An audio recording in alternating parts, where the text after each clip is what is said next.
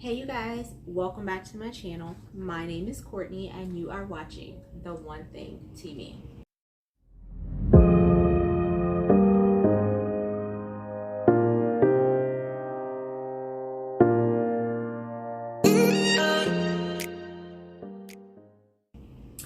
Alright, so today I really just felt like I needed to get on here and just encourage those of you who are feeling tired and weary. And encourage myself too because that's how I feel. I don't know who out there is feeling like me, but I am just feeling tired and just weary in my season of waiting right now. And I've been waiting and believing God for something or many things. I would say it's like one thing, but there are many things lumped into that one thing, and it's been going on for a really long time, and I didn't imagine that it was going to take this long, and I'm just tired of waiting. And it seems like sometimes in my season of waiting that things are getting worse and they're not getting better, but then sometimes things feel like they're getting better, and then sometimes it's like just all kind of lumped in together, where I feel like, when I look at it, I'm like, there's a lot of good. I've made a lot of progress and I'm in a better position than I am now than I was before I took the step of faith to just leave everything and trust God and wait for Him to make this thing happen. But then sometimes I'm just like, no, I was actually kind of better off where it was. Like the Egyptians in the wilderness, when they would go through their moments and they were just like, you know what, God should have just left us in Egypt because it was just better there. So I have I want to go back to Egypt moments in my season of waiting. But I just wanted to take a few minutes to just encourage you if you are feeling weary or tired or like giving up. Just keep pressing. Go back and just remember the peace that you had when you first felt the desire on your heart, right? When it first came alive, when that fire first began to burn, when that flame was first lit, when the Lord spoke directly to you, right? When someone prophesied over you and you had peace and you received that word by faith.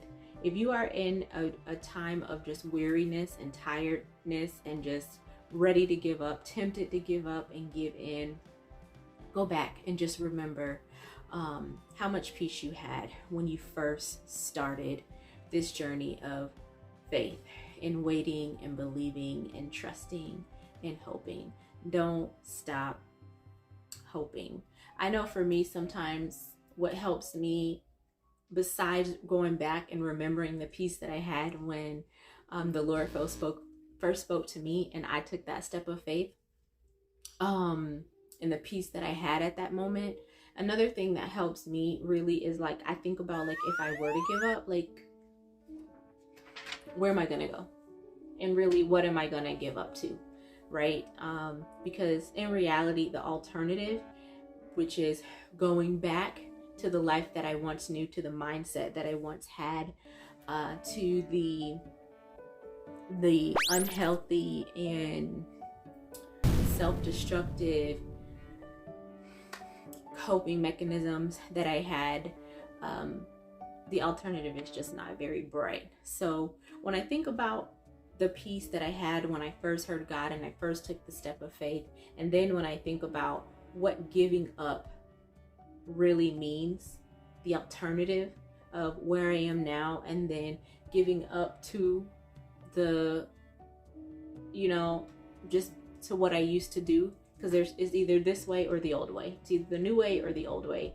And when I think about going back to the old way, I'm like, I'll just keep going. So let me just encourage you real quick with a few scriptures.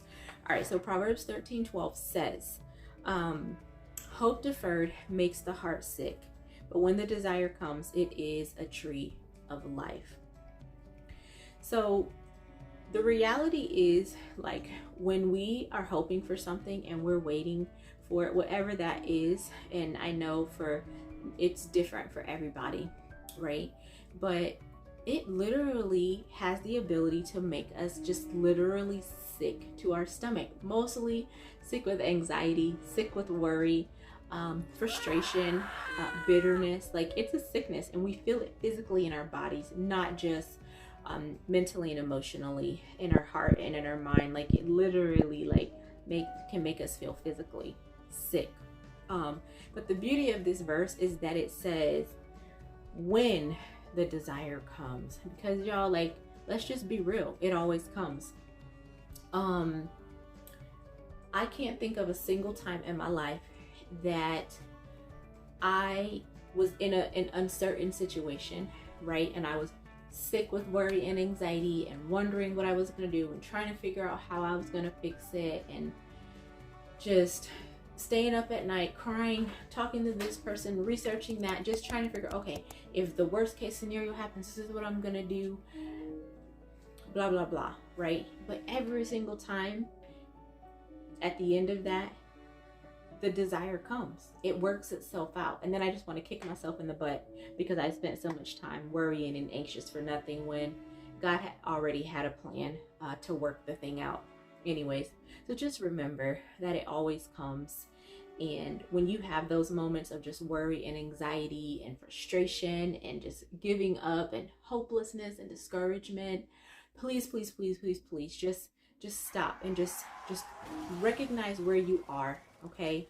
And remember all of the times that God has always come through for you when you were in this very same situation, right? Like, our seasons are so temporal.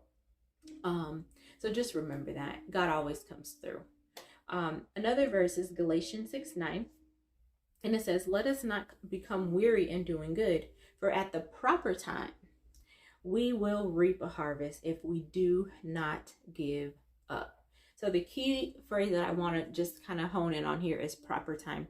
There is an appointed time, okay? We want it to come today. We wanted it to come yesterday, and it didn't, right? We would like for us to wake up and it happened. But the reality is that there's a proper and there's an appointed time for the thing to happen. And we cannot give up just because it's not happening when we want it to happen.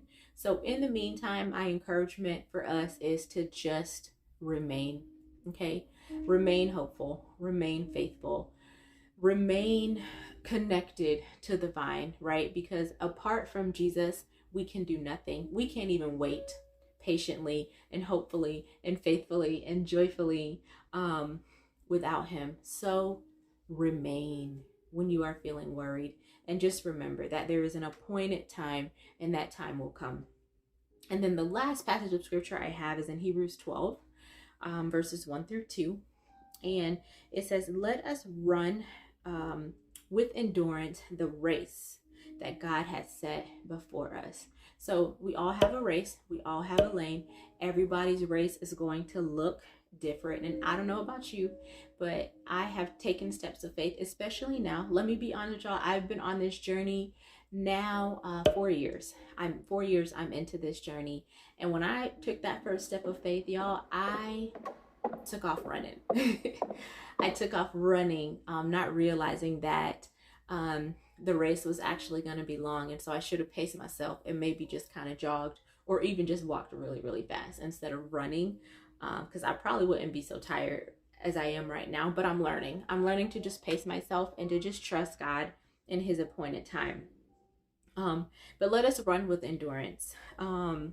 We do this by keeping our eyes on Jesus, who is the author and the finisher of our faith. Because of the joy awaiting him, he endured the cross, disregarding its shame. Now he is seated in the place of honor beside God's throne. Think of all the hostility he endured from sinful people. Then we won't become weary and give up. And then it goes on to say, after all, not in these words, I'm paraphrasing this part here, have you resisted to the point of death like he did? Like, really think of it. Like, whatever you're going through, whatever your struggle is, however your weight has been, however hard it has been, whatever the worst case scenario that you have seen, right? Because I've seen my worst case scenario when it wasn't even my worst case scenario in my mind, but it's happening and I'm like, dang, this is actually like worse than the worst case scenario that I thought of. because I just didn't see this one coming. And it's hard. But has it put me to death? No, like I'm still living, I'm still alive. So I'm just gonna still remain, and I'm gonna keep my eyes on Jesus. If he said it, he's gonna do it. He's the author of it. He wrote that desire, literally wrote that desire on our heart, and he started that faith that we have for the thing that we are hoping for, and he's gonna finish it. He's gonna complete it. He's going to make it happen. It says he endured the cross, and now he is seated at the place of honor beside God's throne. So the desire for him came, and it is truly a tree of life for him, because he gets the benefit of seeing so many people go from death to light, from darkness, or from death to life, from darkness to light every single day, and be set free. From their sin, from their shame, from their addiction, from their depression, from their anxiety, from unhealthy relationships and unhealthy thinking pattern and self-destructive behaviors, all because of what he endured for us. So take your eyes off of yourself, take your eyes off of your situation, take your eyes off what you don't have, and etc., etc., and just think about Jesus and like the difficulty that he endured just for us. And remember, if there is a desire on your heart, he wrote it. He's the author of that desire. He put that desire there, and he is faithful to bring it to fulfillment. So if you're feeling weary and tired, I pray that these verses will be an encouragement to you, and that you will just go and just meditate on them, and just allow the truth of the word to set you free from your weariness, your tiredness, your temptation to give up. Keep running the race. The longer you run it, the more your endurance builds, and the more likely you are to reach the finish line. So thank you guys for watching. As always, be encouraged, and I will see you on the next video.